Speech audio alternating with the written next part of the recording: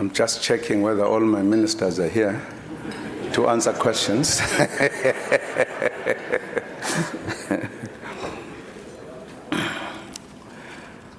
Thank you, Director of the Program, Pitandoro, Chairperson of the SABC, and New Age Management, ANC officials and members of the National Executive Committee of the ANC, Premier Mabuza and other premiers who are present here, ministers and deputy ministers, and all representatives from government, members of parliament and members of the legislatures, ESCOM chairperson, captains of commerce and industry, fellow South Africans. On Saturday, we presented ANC Elections Manifesto to the nation. We dedicated the manifesto to the founding president of our young democracy and former ANC president, Isitwalandwe Nelson Rolihlahla Mandela. We draw inspiration from Madiba and all founding leaders of our movement who set the direction that this organization should take in building a better life for all its people, especially the poor and the workers. Our manifesto is a pledge to work with people of our country to move South Africa forward. The manifesto is the result of a wide consultation process within the alliance and also communities and key stakeholders of society, including workers, business, religious, youth, and women's organizations, and several academics. We will continue to consult as we embark on its implementation. In our 2009 manifesto, we called for united action and said, working together, we can do more to build our country. Indeed, the people responded. Working together, we have scored enormous achievements in the 5 priorities we had identified: health, education, rural development and land reform, creating decent work, and the fight against crime. Great strides have been scored in other areas too. We marked 20 years of freedom this year and are truly proud that South Africa is a much better place to live in now than it was before 1994, and that the past 5 years have changed further. Thousands more of our people have been lifted out of extreme poverty. We have created more jobs than before, expanded social grants, housing, water, electricity, and other basic services to our people, and further improved access to better education and health care. 2011 census outlined progress in these areas. We have, however, also stated that despite the progress made, the challenges of poverty, inequality, and unemployment persist. We must now implement radical socio-economic transformation to meaningfully address this triple challenge. That is what our manifesto talks about. We have decided to retain our focus on 5 priorities: education, health, rural development and land reform, creating decent work, and the fight against crime and corruption. There are other areas that we will focus on more intensively as well, such as human settlements, housing, and basic services. While all priorities are equally important, the creation of jobs, especially for the youth, remains critical. This is one of the primary focus areas in our manifesto. One of the key achievements of the past 5 years has been the development of the National Development Plan. The National Development Plan proposes that the unemployment rate should fall from the current rate of about 25% to 14% by 2020 and to 6% by 2030. This, states the plan, requires an additional 11 million jobs. We should all be mindful of the fact that such growth will require an average annual GDP growth of 5.4%. Everybody will need to work hard and play their part to move South Africa forward and ensure that we achieve the prosperous society we all desire. The time for sitting on the fences and pointing fingers will need to stop. We have a country to build together. That is the spirit of our manifesto, united action to move South Africa forward. We have adopted a good plan, the National Development Plan. There is sufficient consensus on the plan. It is supported by an overwhelming majority of stakeholders. We reiterate that the National Development Plan is a living document, which is why we agreed at the last Alliance Economic Summit that alliance partners, COSATU and the SACP, can still make inputs on the economic chapter on matters they wished to engage further on within the National Development Plan vision. We have some critical policy instruments that will continue to drive economies, that will continue to drive government's economic policies agenda. These include a new growth path, which amongst others identifies 6 job drivers: infrastructure development, agriculture, mining and beneficiation, manufacturing, the green economy, and tourism. There is also an industrial policy action plan which supports the reindustrialization of the economy.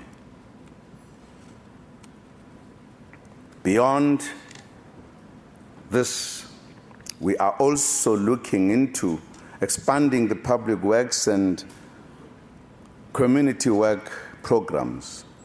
These programs have created 5 million work opportunities for unemployed people since 1994, and 40% of these were young people. In our manifesto, we have set ourselves a target of 6 million work opportunities. Work opportunities. Ningizwe kahle. In 5 years. Through expanding existing programs such as the Community Work Program. Through this, we aim to provide initial exposure to a work opportunity to at least 4 million young people. Some activities within the Community Works Program include the Mass Literacy Campaign and the National Rural Youth Service Corps, home-based care, early childhood development, working for water, and other environmental programs. We are also looking to the infrastructure program, which creates both decent jobs and work opportunities during the building or refurbishment of dams, schools, universities, clinics, roads, and other infrastructure. We propose that in the infrastructure programs, 60% of jobs on new infrastructure projects would be set aside for young people. We also state that public agencies responsible for cooperatives and small enterprise development will be required to develop special programs targeting youth cooperatives and youth enterprises. We encourage the private sector to make use of youth employment incentive schemes to employ young people. Old workers should, under no circumstances, be made to feel insecure due to the Youth Employment Incentive Scheme. We will introduce new regulations to ensure there is no displacement of unsubsidized workers to avoid a multi-tiered labor market within the same sector in respect of both wage categories. All relevant stakeholders will be consulted when we implement the scheme. The impact of the employment incentive scheme will be evaluated within 2 years. Amongst our job creation programs is the promotion of local manufacturing and procurement. The state must buy at least 75% of its goods and services from South African producers. The state's buying power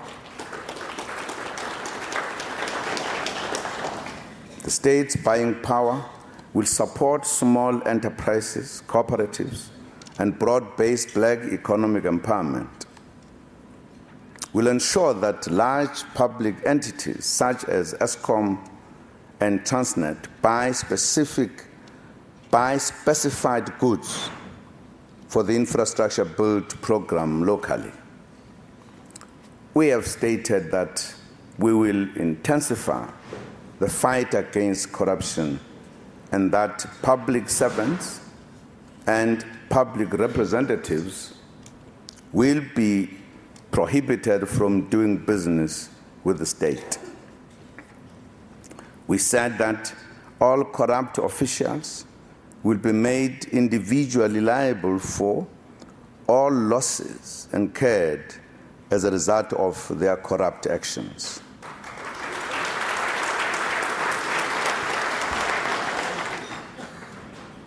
The manifesto also states unambiguously that any ANC member or ANC public representative found guilty by a court of law will be expected to step down from any leadership position in the ANC, government, and society.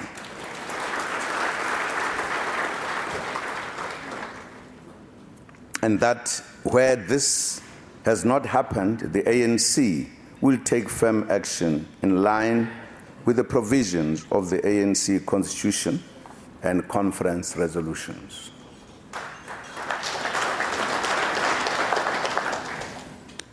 To further prevent corruption, tender processes will be centralized under a central tender board.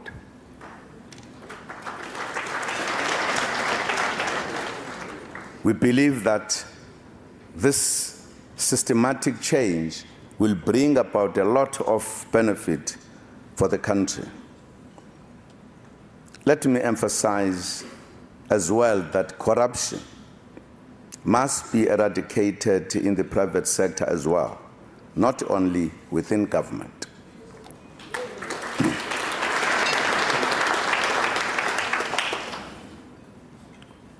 We will thus pursue action against companies involved in bid rigging, price fixing, and corruption in past and current infrastructure build programs. We'll do this using the competition authorities through taking up civil claims and calling on the National Prosecuting Authority to investigate criminally liable behavior. Ladies and gentlemen, one of the key traits of our movement is its rich history of internal democracy, tolerance for opposition or opposing political views, and peaceful coexistence with other political parties. The ANC recommits to free political activity in all parts of the country during this election period and beyond. We fought against no-go areas and will be the first party to defend the right of other parties to campaign wherever they wish. We thus wish all political parties well with their election campaigns. Their existence serves to deepen and strengthen our multi-party democracy.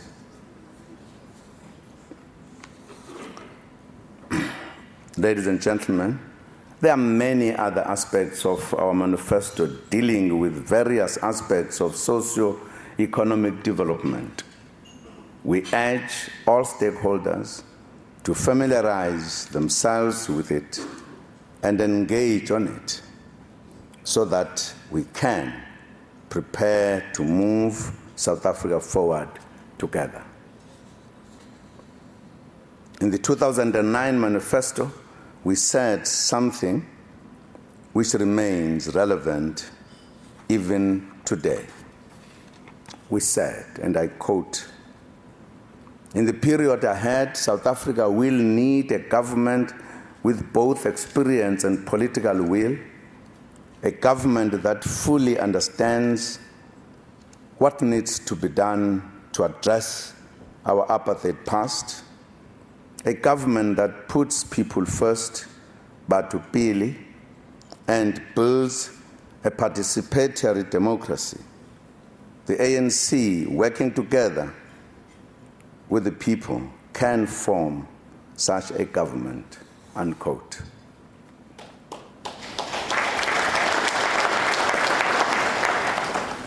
Indeed, we are ready to form such a government after the 2014 elections. I thank you. Thank you very much, Mr. President. Thank you so much. All right, so our thanks to His Excellency, the President, for addressing us and sharing his thoughts with us.